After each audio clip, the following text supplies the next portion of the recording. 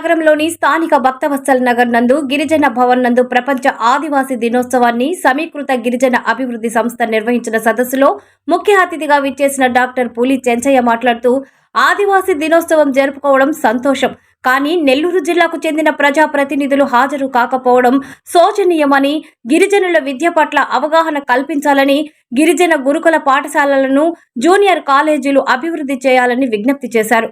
ఈ కార్యక్రమానికి నగర మేయర్ సుజాత, సన్నపరెడ్డి సురేష్ రెడ్డి, ఐటీడీఏ అధికారులు, గిరిజన సంఘాల నాయకులు, కార్యకర్తలు అధిక సంఖ్యలో పాల్గొన్నారు. శ్రీ సురేష్ సారు, గౌరవ మన మేయర్ గారు దేవరకొండ సుజాత గారు, అలాగే దొరుకుతుంది కాబట్టి నేను చెప్పవలసినటువంటి అంశాలని కేవలం సమస్యల మీద మాత్రమే ఫోకస్ పెడతాను. మనం ఈ పండుగ చేసుకోవడానికి ప్రతి ఒక్కరికి ఒక పండుగ ఉంటుంది. మనం కూడా ఈ ఆదివాసీ దినోత్సవం జరుపుకోవడానికి ఐక్యరాజ్య సమితి మనకు అవకాశం ఇచ్చింది. దాన్ని కనీసం ఆ ఒక్కరోజైనా అందరం కలుసుకొని మన సమస్యల్ని, మీ ఊర్లో ఏ సమస్య ఉంది, మన ఊర్లో ఏ సమస్య ఉంది, ఇక్కడ కూర్చొని మాట్లాడుకొని వచ్చినటువంటి పెద్దలకు ఆ విషయాలు తెలియజేయాల్సిన అవసరం ఈ సభకు ఉంది. అలాగే మనం అంటున్నాం, ఇక్కడ ఎస్టీలని, గిరిజనులని, ఆదివాసులని, మూలవాసులని, వనవాసులని ఎన్నో పేర్లు ఉన్నాయి. మనకి ఎన్నో పేర్లు ఉన్నాయి, కానీ ఉత్తరాదిన దీన్ని ఆదివాసి అని పిలుస్తారు. అదే స్థిరపడిపోయింది. సో దాంతో నేను వెళ్ళను. మొత్తం మీద మన గిరిజన కులంలో, కులం అనకూడదు, తెగ, గిరిజన తెగలో 35 ఉపకులాలు ఉన్నాయి. అందులో ఆఫ్టర్ బైఫర్కేషన్ తర్వాత, తెలంగాణ విడిపోయిన తర్వాత అతి పెద్ద తెగ యానాది. మనం ఎన్నో మీటింగ్లో, ఎన్నో సభల్లో పెద్ద తెగ, అణచివేయబడిన తెగ లేదా సమస్యలు ఎక్కువగా ఉన్నటువంటి తెగ అని చెప్పి మీటింగ్లో మాట్లాడుకుంటూ ఉంటాం.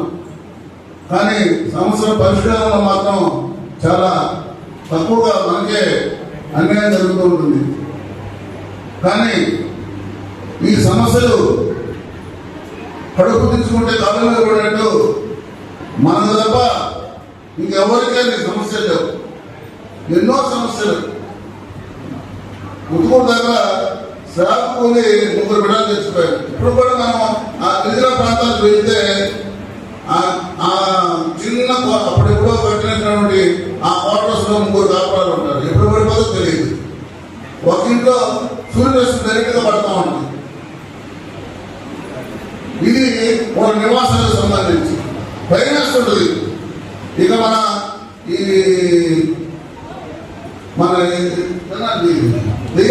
దీన్ దయాళ్ నగర్ పక్కన కొండాయితో పని ఉంది సార్. పక్కనే పాములు కొనుక్కుంటాయి. పిల్లలు ఆడుకుంటూ గదిలో పెడతారు. ఫినిషింగ్ లేదు. పక్కన పాములు కొనుక్కుంటాయి. వాడు ఏం పడించుకోవడం గదిలో పారేస్తాడు. పరిస్థితి కూడా లెక్కలేదు. అంటే ప్రాణం అంటే వారికి రూపాయలు పోతే పోతాం. మనం పావులు పట్టేంతో నాకు మంచిది. అప్పుడే సమస్యలు మనకి చాలా ఉన్నాయి. కానీ ఇవన్నీ కూడా నేను పుట్టక ముందు మా తాత ముద్దాతల కాడి నుంచి ఉన్నాయి సార్. మనందరూ తెలిసిందే. తమరు కూడా అనేక ప్రాంతాలు ఇక్కడ పర్యటించి చూస్తున్నారు. యానాల గురించి మీకు తెలియదు కాదు, గిరిజనుల గురించి మీకు తెలియదు కాదు. కానీ ప్రధానమైన సమస్య ఈ మన గిరిజనులకు సంబంధించి సార్ గురుకుల పాఠశాలలో అక్కడక్కడ తేడా వస్తే కొన్ని ప్రాంతాల్లో మాత్రం ఇంటర్నెట్ దాకా ఉంది సార్.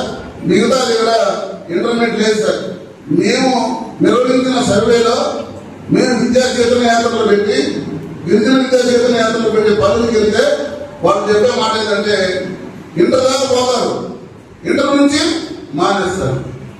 అదే డిగ్రీ ఉంటే డిగ్రీ కూడా చదువుతారు.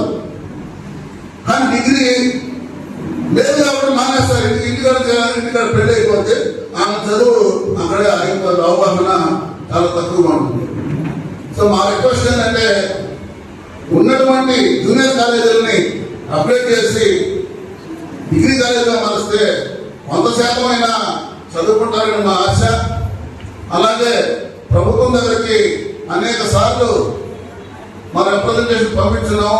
మొన్న డైరెక్టర్ గారిని అడిగినప్పుడు కూడా మేడం గారు ఏం చెప్పారంటే ఈ ఇష్యూ గవర్నమెంట్ ఉంది తొందర అనేది కూడా చెప్పారు. ఆ విషయం ఏంటంటే ఇప్పుడు కనీసం ఎంత అయిపోయిన వాళ్ళు ఏం చేస్తున్నారు, ఇంటర్ కూడా పోకుండా మానేస్తున్నారు. కానీ స్ట్రెంత్ ఉంది సార్. గొడవమూడి లాంటి కాలేజీ, గొడవమూడి లాంటి స్కూల్లో 60,000 మంది తెలుసు సార్. అక్కడ జూనియర్ కాలేజీ పెడితే అక్కడ 60,000 మంది అట్లాగే అప్గ్రేడ్ అవుతారు. అట్లాగే చుట్టుపక్కల నుంచి 100 మంది వస్తారు. మనకు తెలుసు గవర్నమెంట్ జూనియర్ కాలేజీలో 60-70 మంది ఎక్కువ లేరు. ఇక్కడ ఒక దగ్గర 60 మంది ఉన్నారు. కాబట్టి కొన్ని బాగా స్ట్రెంత్ ఉన్నటువంటి గురుకుల పాఠశాలని అప్పుడే ఆల్రెడీ 5 వెళ్ళింది సార్.